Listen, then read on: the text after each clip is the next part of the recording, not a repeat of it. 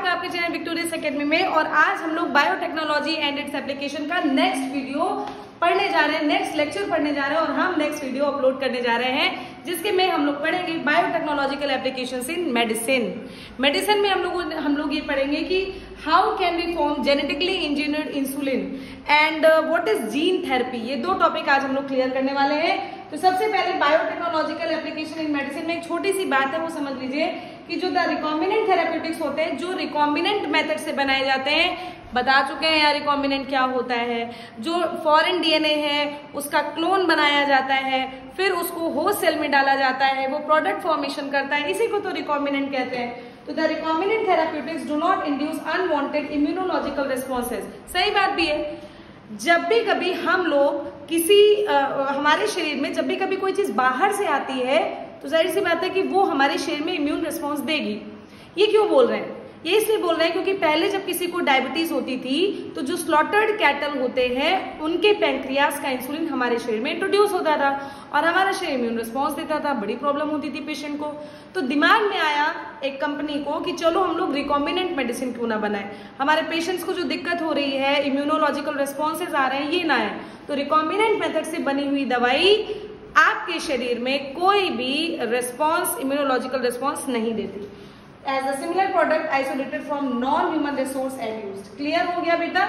At present 30 therapeutics are approved. 30 therapeutics बनाई जा चुकी हैं all over the world, जिसमें से इंडिया में 12, जिसमें से एक इंसुलिन है, वो मार्केट में लॉन्च कर दी गई है। क्लियर हो गया? तो हम लोगों को अब पढ़ना है that how the scientist formed genetically engineered insulin. इसका स्क्रीनशॉट लो, हम लोग बढ़िया से उसको पढ़ते हैं। Please take screenshot. अब हमको पढ़ना है जेनेटिकली इंजीनियर्ड इंसुलिन कैसे बनाया गया।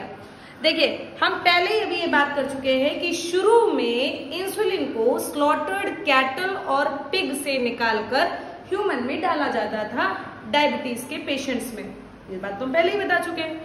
तो वो हमारे शरीर में एलर्जी कॉज करता है, हमारे शरीर में अदर इम्यून रिस्पॉन्स देता है, रिएक्शंस कर देता है, एलर्जी हो जाती है यार भयंकर। तो यार ये तो गलत है। एक तो ऐसे डायबिटीज के पेशेंट है, ऊपर से और बीमारियां आ जा रही हैं, तब तो भैया सत्यानाश। तो उसको ठीक करने के लिए हम लोगों ने, एक कंपनी है, वो अभी बाद में बात करेंगे, लेकिन हम लोगों ने कुछ उपाय निकाले। साइंटिस्ट तो बड़े दिमागी है, उन्होंने कुछ उपाय निकाला।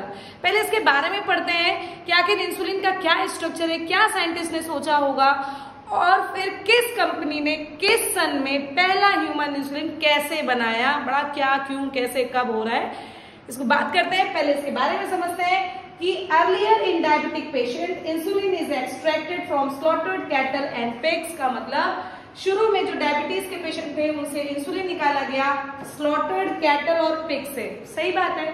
And because it is obtained from animal resource so it is develop allergy. चूंकि ये वाला इंसुलिन हम लोग एनिमल के से निकाल के डाल रहे थे तो भैया ये तो हमारे शरीर में एलर्जी कॉज कर देगा। And other immune reaction and response to foreign particle, जो बाहर से आए हुए दवाई हम लोग डाल रहे हैं उसको फॉरेन पार्टिकल कह सकते हैं, उससे हमारे शरीर में एलर्जी और अदर इम्यून रिस्पॉन्स होने लगे। तो इससे बचने के लिए किसी ने कुछ सोचा, लेकिन सबसे पहले उसके स्ट्रक्चर को जाना।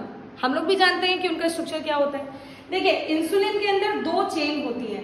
ये चेन किस चीज की? बेटा प्रोटीन की चेन। हार्मोन है भाई, इंसुलिन क्या है?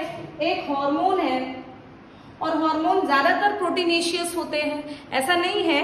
हार्मोन आयोडीन डेरिवेटिव्स भी होते हैं, स्टेरॉयडल भी होते हैं, अमीनो एसिड्स भी होते हैं, लेकिन यहाँ पर इंसुलिन हार्मोन की बात करें बेटू तो ये पॉलीपेप्टाइड चेन होते हैं। ठीक है, तो इंसुलिन के पास दो चेन होती है, ए चेन और बी चेन, और ये दोनों के दोनों एक दूसरे से डाइसल्फाइड बॉन्ड के द्वारा जुड़े रहते हैं, या इसी को हम लोग कहते हैं डाइसल्फाइड ब्रिज। क्लियर?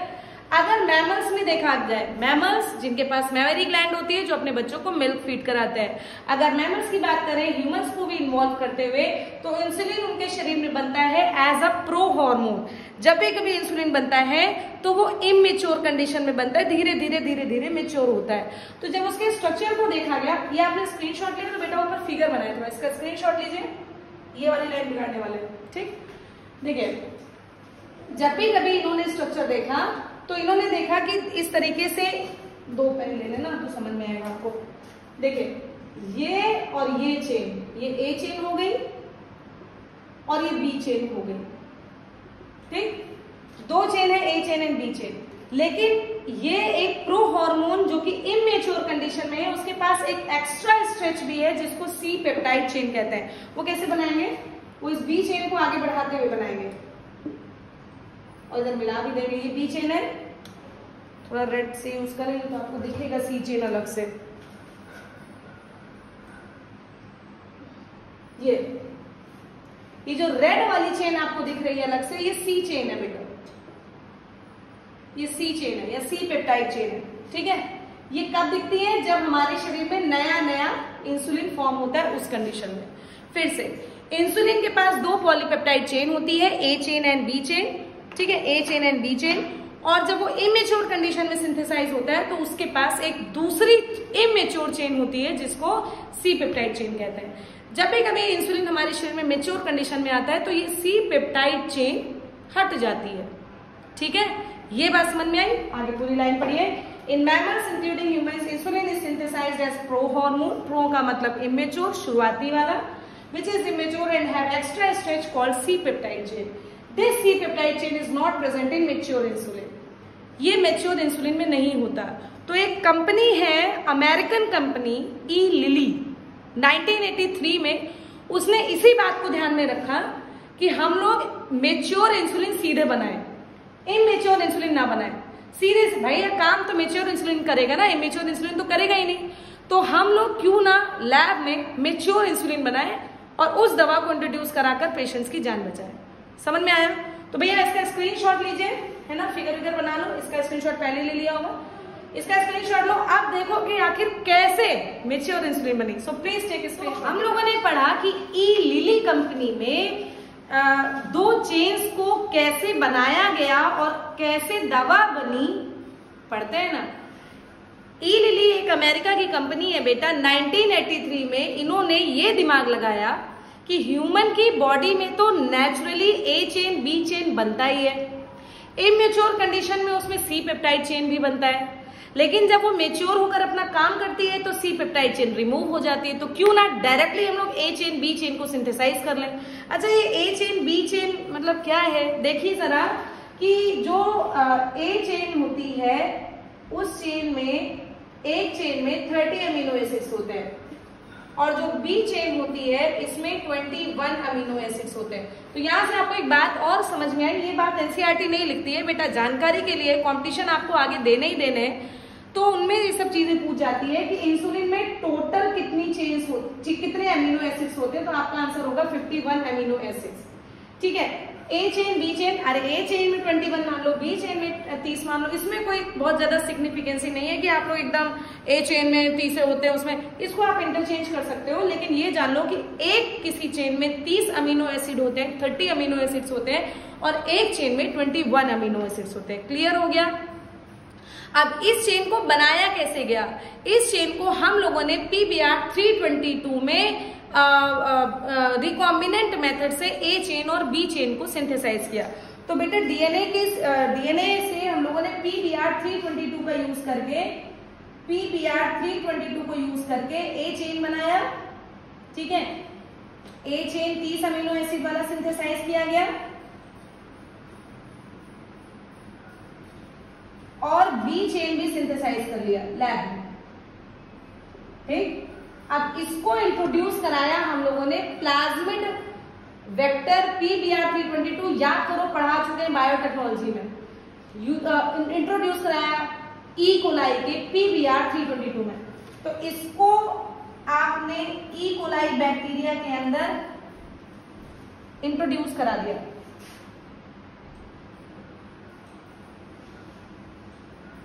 क्या है, ए चेन, ठीक। ई कोलाई बैक्टीरिया है भैया, ठीक है।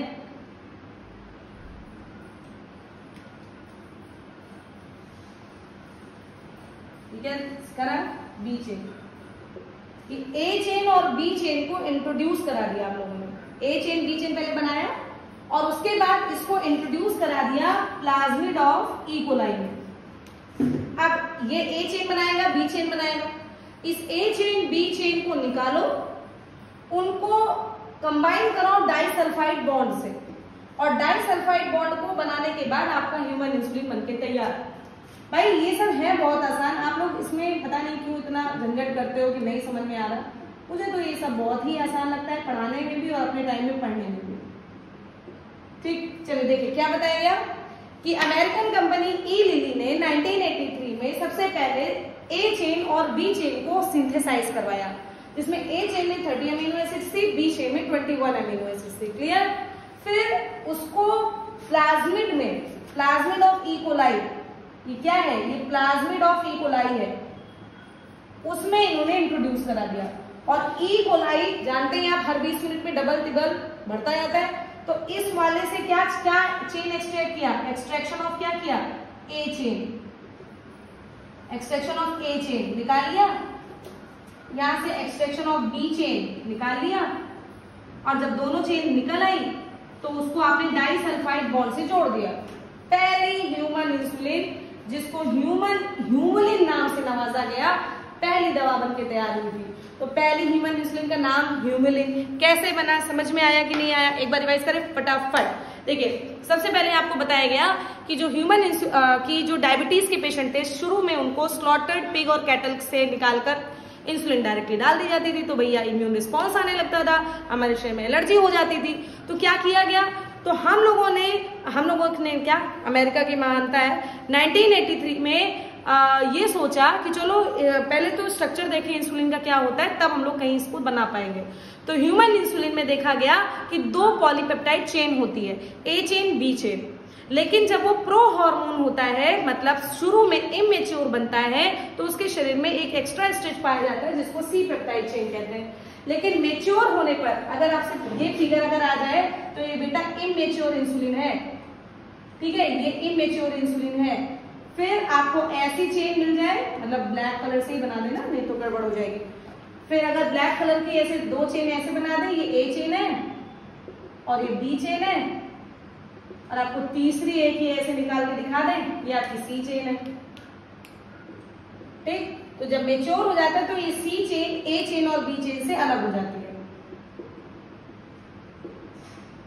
ठीक है, तो ये कैसे इंसुलिन है, ये आपकी मेच्योर इंसुलिन है, ये आपकी मेच्योर इंसुलिन है। तो जब उन्होंने देखा अमेरिकन कंपनी ने कि भैया मेच्योर इंसुलिन में तो सी पेप्टाइड है नहीं, चलो ना हम लोग ऐसे ही कुछ बनाते हैं, डायरेक्टली मेच्योर इंसुलिन बनाते हैं। तो 1983 में एली लिली कंपनी ने 2 चेन बनाई, ए चेन बी चेन। ए चेन में 30 अमीनो एसिड, बी चेन में 21 अमीनो एसिड। 2 चेन को बनाने के बाद इन्होंने प्लाज्मिड वेक्टर ई कोलाई में उसको इंट्रोड्यूस करा दिया। प्लाज्मिड वेक्टर अगर जरा सा भी आपको याद हो, PBR 322 था, आपको पूरा पढ़ा चुके, बायोटेक्नोलॉजी में है। तो PBR 322 में जब उसको इंट्रोड्यूस कराया तो ई कोलाई ने वही प्रोडक्ट बनाने शुरू किए। इसमें अगर ए चेन डाला तो ये वाला जो ग्रुप है, या इस वाले यहाँ पर जो ए चेन बनाया जा रहा है, ये ग्रुप ऑफ ई कोलाई बहुत सारे ए चेन का फॉर्मेशन कर देगा। ये वाला ग्रुप ऑफ ई कोलाई बहुत सारा बी चेन फॉर्म कर देगा। कैसे कर देगा, क्योंकि डिवाइड करेंगे भैया, हर 20 मिनट में डिवाइड कर रहे हैं, तो काफी लंबे समय के बाद बहुत सारी ए चेन और बी चेन मिल जाएंगी। फिर उनको आपने एक्सट्रैक्ट कर लिया, एक्सट्रैक्ट करने के बाद दोनों को डाइसल्फाइड बॉन्ड से जोड़ दिया, और जोड़ने के बाद आपको पहला ह्यूमन इंसुलिन, ह्यूमलिन नाम उसको दिया गया और मार्केट में लॉन्च कर दिया गया। ये बहुत ही सक्सेसफुल एक्सपेरिमेंट था रिकॉम्बिनेंट डीएनए टेक्नोलॉजी का। क्लियर हुआ बच्चों? इसका स्क्रीनशॉट लो, इसके बाद हम लोग पढ़ेंगे about gene therapy. Please take screenshot. ठीक है, अब हम लोग पढ़ेंगे क्या, जीन थेरेपी। तो व्हाट इज जीन थेरेपी, अब हम लोग इस टॉपिक को पढ़ने वाले हैं। तो बेटा, अगर कोई पर्सन हेरिडिटरी डिजीज के साथ बॉर्न होता है तो मे बी पॉसिबल कि उसको ठीक किया जा सकता है। कैसे? जीन थेरेपी से। हमको कैसे पता मैम कि उसको हेरिडिटरी डिजीज हो सकती है? अच्छा, पापा मम्मी में है, क्या बच्चे में नहीं आएगा? हमको पता कैसे नहीं है? और माँ बाप को अपनी बीमारी नहीं पता होती है। जितनी भी हेरिडिटरी डिजीज आपने पढ़ी है, सिकल सेल एनीमिया पढ़ा है, हीमोफीलिया पढ़ा है, थैलेसीमिया पढ़ा है, कलर ब्लाइंडनेस पढ़ा है, पॉसिबिलिटी तो है ना कि बच्चे में आ सकता है। तो अगर कोई पर्सन हेरिडिटरी डिजीज के साथ बॉर्न होता है तो उसको ठीक करने का एक ये तरीका है जिसको अपनाकर मे भी पॉसिबल कि वो ठीक हो सकता है। ठीक। अब इसमें होता क्या है, इसमें उस जीन को हम लोग करेक्ट करते हैं जो कि उस बच्चे में डिफेक्ट कॉज कर देता है।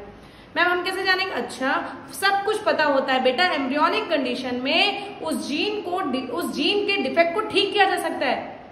अगर कोई जीन, मान लीजिए कोई जीन है जो आंखों को ये प्रोवाइड करा रहा है कि वो सारे कलर्स को देख सकता है, और वो जीन डिफेक्टेड हो गया जो आंखों में रेड और ग्रीन कलर का सिग्नलिंग नहीं दे रहा, कलर ब्लाइंडनेस, तो हम लोग क्या उस जीन को करेक्ट नहीं कर सकते?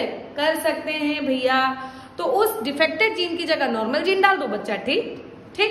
तो इसमें क्या होता है, इसमें delivery of normal gene in place of non functional gene, यानी कि वो जीन अगर फंक्शनल नहीं है उसको हटाकर एक नॉर्मल जीन उसके पास डाला जाएगा, देन इनटू द इंडिविजुअल और एम्ब्रियो, तब फिर वो करेक्ट हो सकता है।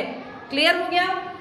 सबसे पहली क्लिनिकल जीन थेरेपी किस में देखी गई? 4 साल की लड़की में। First clinical gene therapy was given in 4-year-old girl जिसके पास एडीए की डेफिशिएंसी थी। What is ADA?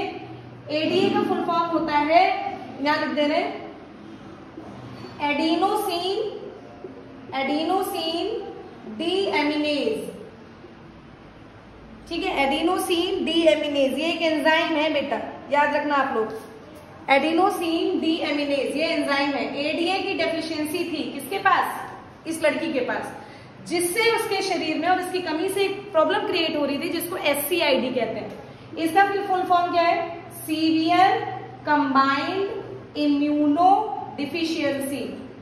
Severe combined immuno deficiency, उसके शरीर में इम्यून सिस्टम खराब हो रहा था। Severe combined immuno deficiency. इस बीमारी में होता क्या? एक बीमारी है, इस बीमारी में होता क्या है कि शरीर में बी लिम्फोसाइट और टी लिम्फोसाइट नहीं बन पाते। इम्यून सिस्टम में आपने पढ़ा होगा, आपके शरीर के अंदर जो WBC की सेल्स होती है, लिम्फोसाइट सेल्स, वो 2 प्रकार की होती हैं, B lymphocyte and T lymphocyte. इन सेल्स का फॉर्मेशन ही नहीं होता, और बेटा अगर ये सेल नहीं बनेगी तो एंटीबॉडीज नहीं बनेगी, एंटीबॉडीज नहीं बनेगी तो इम्यून सिस्टम कहां से डेवलप होगा भाई? तो इन SCID, B lymphocyte and T lymphocyte are not formed which affects the immune system of body। तो ये तो समझ में आ गया कि पहली क्लिनिकल जीन थेरेपी 4 साल की लड़की को दिया गया, उसमें एडीए की डिफिशियंसी थी जिसके कारण बीमारी SCID हो रही थी। SCID में बी लिम्फोसाइट, टी लिम्फोसाइट नहीं बन रहे थे, इम्यून सिस्टम इफेक्ट हो रहा था, सब कुछ पता चल गया, लेकिन अभी भी कैसे किया जाता है ये नहीं पता चला। मैम नहीं पता चला ना, बताते हैं आपको, इसका स्क्रीनशॉट लो बच्चा, फिर बताते हैं दैट किन किन मेथड से आप करेक्ट कर सकते हो नॉन फंक्शनल जीन को। So please take screenshot. इस वीडियो में हम लोग पढ़ेंगे अबाउट द ट्रीटमेंट, कि अगर किसी को हेरिडिटरी डिजीज की प्रॉब्लम हो सकती है या है, हम लोगों ने डायग्नोस कर लिया है एम्ब्रियो में, तो उसको कैसे ट्रीट करेंगे। तो मुन्ना सबसे पहला मेथड तो है कि बोन मैरो ट्रांसप्लांटेशन।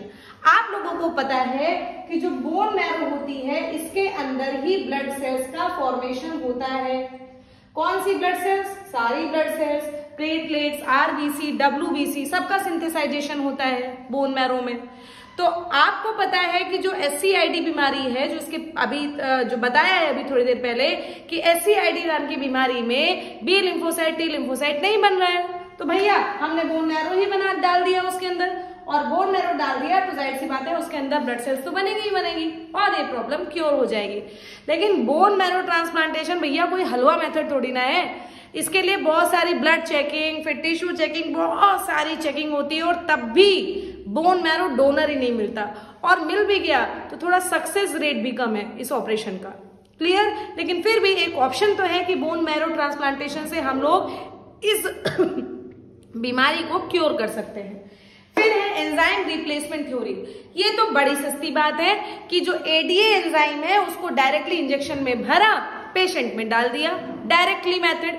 लेकिन एंजाइम एक मॉलिक्यूल होता है बेटा, तो it is not the permanent cure, क्योंकि मॉलिक्यूल कभी ना कभी डैमेज होते हैं, कभी ना कभी डिस्ट्रॉय होते हैं। In this method, functional ADA is directly given to the patient by the injection, but it is not the completely curative method, क्योंकि एंजाइम है, बार बार इसको इंजेक्शन से डालना पड़ेगा। क्लियर? फिर है जेनेटिकली इंजीनियर्ड लिम्फोसाइट। इसमें हम लोग लिम्फोसाइट, जो पेशेंट का लिम्फोसाइट होता है, WBC की सेल्स होती है, उसको बाहर निकालते हैं, उसको कल्चर मीडियम में ग्रोथ कराते हैं, बहुत सारी सेल्स बनाते हैं और फिर एडीए cDNA का फॉर्मेशन करवा देते हैं, मतलब जेनेटिकली इंजीनियर्ड लिम्फोसाइट बना देते हैं ADA cDNA। C for complementary बाद में लिखा हुआ है। तो at first lymphocyte of patient grown outside in a culture medium, then ADA cDNA is formed and by retrovirus these lymphocytes are returned to the patient। एक second, यहाँ पे लिखते हैं with the help of retrovirus, है ना। ADA cDNA is formed with the help of retrovirus, with the help of retrovirus। हम लोगों ने रेट्रोवायरस की सहायता से ADA cDNA का फॉर्मेशन किया और फिर इन लिम्फोसाइट्स को पेशेंट के शरीर में डाल दिया। लेकिन फिर से वही बात कि ब्लड सेल्स तो इमॉर्टल नहीं होती, क्या वो हमेशा जिंदा रहती हैं क्या बेटा? सबका अपना अपना लाइफ स्पान होता है। जैसे आरबीसी का लाइफ स्पान 120 डेज का होता है, डब्ल्यूबीसी इसका कुछ मंथ्स का होता है, मतलब 30 दिन का होता है, या मतलब अलग अलग, चूंकि 5 प्रकार की डब्ल्यूबीसी की सेल्स है तो सबका अलग अलग टाइम पीरियड होता है अपना अपना लाइफ ड्यूरेशन का, तो वो भी खत्म हो जाती हैं। तो ये भी तो परमानेंट क्योर नहीं हुआ।